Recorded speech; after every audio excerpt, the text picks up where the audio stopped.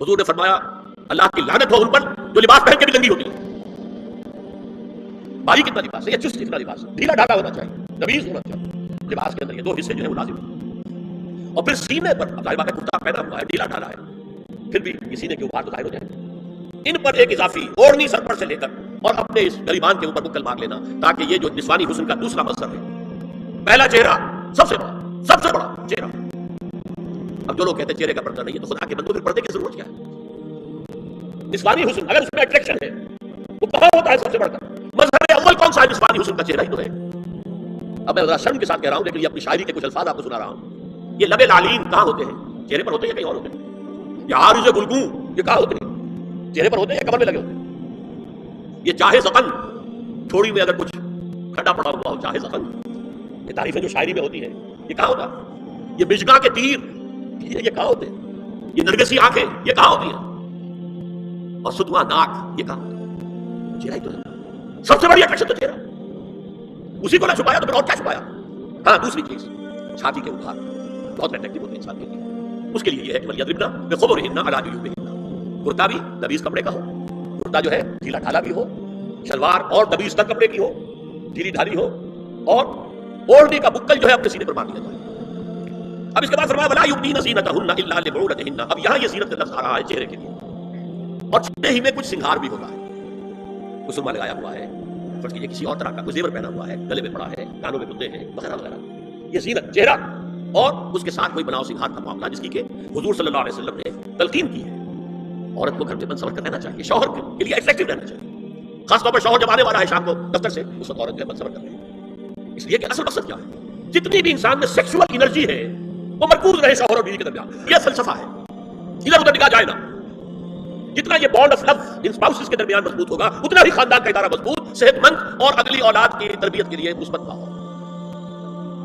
اب ان کے لیے کہا گیا کہ چہرے کی زینت, تو چہرے کے اوپر اگر کوئی بناؤ سنگار ہے, زیور ہے, اس کی زینت نہ ظاہر کریں. مگر اب یہ یہاں تفصیلی آئی ہے جو محرم ہے ان کی تفصیل, اور میں بیان کر چکا ہوں.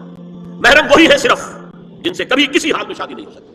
بھائی سے کسی حال میں شادی نہیں ہو سکتی, باپ سے, دادا سے, چچا سے کسی حال میں شادی نہیں ہو سکتی, ماموں سے کسی حال میں شادی نہیں ہو سکتی. ہاں چچا کے بیٹے سے ہو سکتی ہے, وہ نامحرم ہے.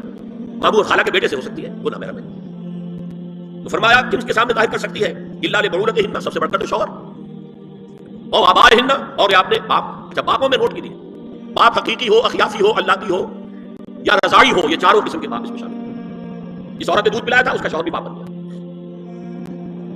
اور آبائے بعولتہن, اپنے شوہروں کے باپ, یا ابنائہن, ان کے اپنے بیٹے, بیٹوں میں بھی آئیں گے چاروں, اللہ کی, اخیافی, عینی اور رضائی.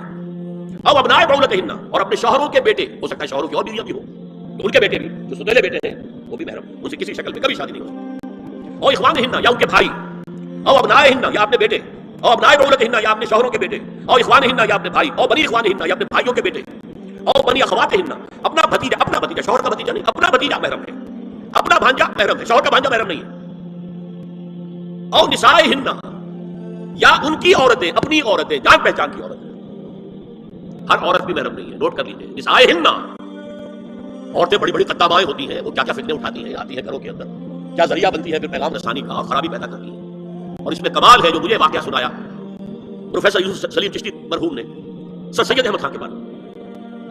اب وہ زمانہ یاد کیا سر سید کا, ابھی انگریزی حکومت باقاعدہ جو ہے وہ ملکہ وکٹوریہ کی شروع ہوئی ہے, روک کتنا ہے انگریز کا.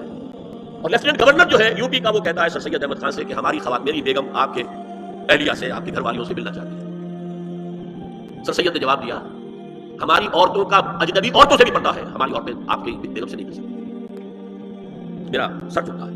اور ما ملکت ایمانہن, یا جو ان کے داہنے ہاتھوں کی ملکیت ہے, باندیاں, غلام. اس میں عرض کر چکا ہوں کہ اس میں کافی اختلافات ہیں. یہ بھی ہے کہ اس سے مراد صرف باندیاں ہیں, غلام مرد نہیں. یہ بھی ہے کہ مرد بھی ہے, اور یہ بھی ہے کہ مرد جب تک کہ وہ باندھی ہو. لیکن میں اس بحث میں یہاں نہیں جانا چاہتا, یہ فقہ کی بحث ہو جائے گی. اب التابعین غیر اولی الارباح, کچھ ایسے لوگ بھی ہوتے ہیں, کوئی کسی کے گھر میں کوئی اندھا آدمی رہ رہا ہے, یا کوئی اور کسی وجہ سے کوئی مریض ہے, اسے آپ نے بنا کے رکھی ہے, انہیں عورتوں سے کچھ روکات نہیں. ابھی الطفل الذین لم یظہروا علی عورات النساء, یا وہ بچے کہ جن پر ابھی عورتوں کے پوشیدہ حالات واضح نہیں ہے, پتہ ہی نہیں ہے انہیں, ابھی انہیں جنس کا کوئی احساس ہی نہیں. یہ ہے فہرست جو دی گئی ہے کہ جن کے سامنے عورت کھلے چہرے کے ساتھ اور اپنی جو اضافی زینت بھی ہو, کوئی زیور وغیرہ یا کوئی بھی سرما وغیرہ ڈالا ہوا ہے, یا کوئی سرخی کو لگائی ہے معمولی سی, تو اس کے ساتھ آ سکتی ہے. اور یہ وہ رشتے ہیں کہ جن سے کسی حالت میں بھی نکاح نہیں ہو سکتی. لہٰذا وہ ادھر ادھر جاتا ہی نہیں ہے. نارمل آدمی کا ذہن تو جائے گا ہی نہیں. ہم رہ رہے ہیں کہ نارمل فضا کے اندر، جس کو میں نے کہا انسیسٹ بڑھتا جا رہا ہے، اس کی مثالیں ہمارے معاشرے کی طرف بڑھتی چلی جا رہی ہیں. وَلَا يَضْرِبْنَ بِأَرْجُلِهِنَّ لِيُعْلَمَ مَا يُخْفِينَ مِنْ زِينَتِهِنَّ، اور چلتے ہوئے اپنے پاؤں زور سے نہ مارے کہ ان کی زینت ظاہر ہو جائے. اگر کوئی پازیب پہنی ہوئی ہے، کوئی جنون وغیرہ ہے، تو اب اگر پاؤں مار کر چلے گی تو خام خواہ ذہن جائے گا بیٹھے ہوگا کہ کوئی خاتون جا رہی ہے، پلٹیں گے دیکھیں گے آدمی. یہاں تک اس کے علاوہ یہ بھی ہے، تعطر کے بارے میں فرمایا ہے کہ اگر ادھر لگا کر کوئی عورت گھر سے نکلی ہے، اذا استعارت المرأة فمرت على القوم ليجدوا ريحها فهي كذا وكذا قال قولا شديدا. اس ابو داؤد کی روایت حضور نے فرمایا جب کوئی عورت عطر لگا کر خوشبو لگا کر نکلتی ہے